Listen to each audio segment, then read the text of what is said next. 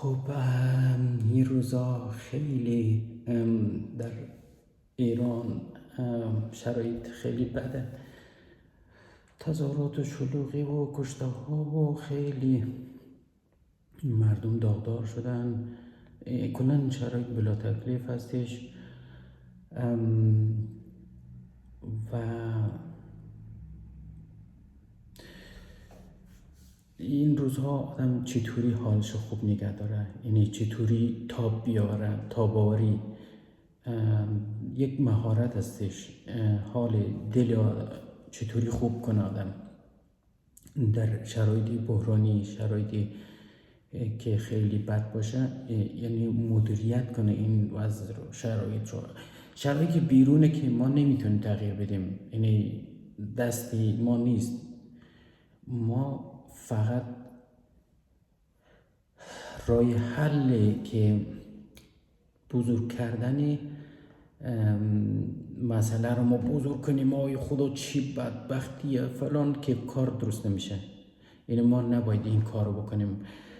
تنها راهش اینه که خود ما آرام کنیم، از اخبار خود ما رو دور کنیم. چیزایی بی خود، استرس ها اصلا خوب نیست. پس راه حلش اینه، یعنی یک راه حل پیدا کنیم که راه حلش فقط آرام کردن خود ما هست و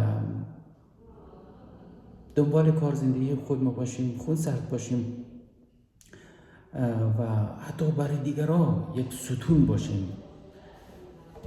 یعنی نباید متزلزل باشیم، بتونیم کمکی هم برای دیگران باشیم هم برای خود ما. این یعنی ایستادگی، یعنی مقاومت.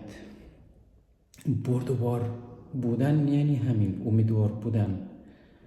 میگه بلرز و بترس، اما باید اینجوری قوی باش دیگه. مهارتی این خودش یک مهارته. این مهارت باید یاد گرفت.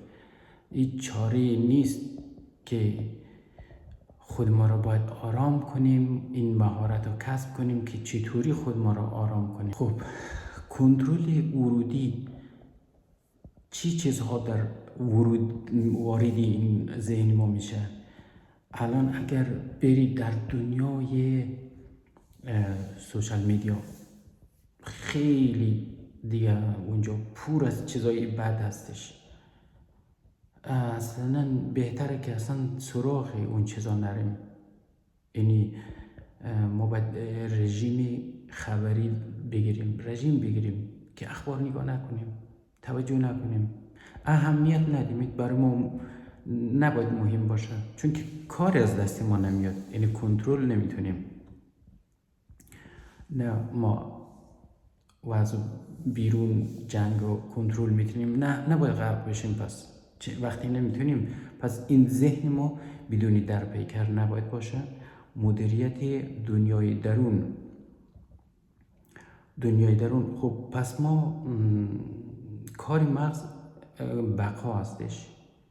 این مغز ما برای که زنده بمونه، یعنی ما را نگه داره زنده، هی پیش بینی های بد میکنه، میگه که آی خدا چی اتفاقای بد میفته. و پس ما باید یک دست به کار بزنیم، ما باید این مغز رو بشناسیم. خب پس این ذهن کارش اینه که خطر را بزرگش میکنه. به خاطر چی؟ به خاطر احتیاطکاری که یک اتفاق نیفته، برای که ما رو زنده نگه داره. خب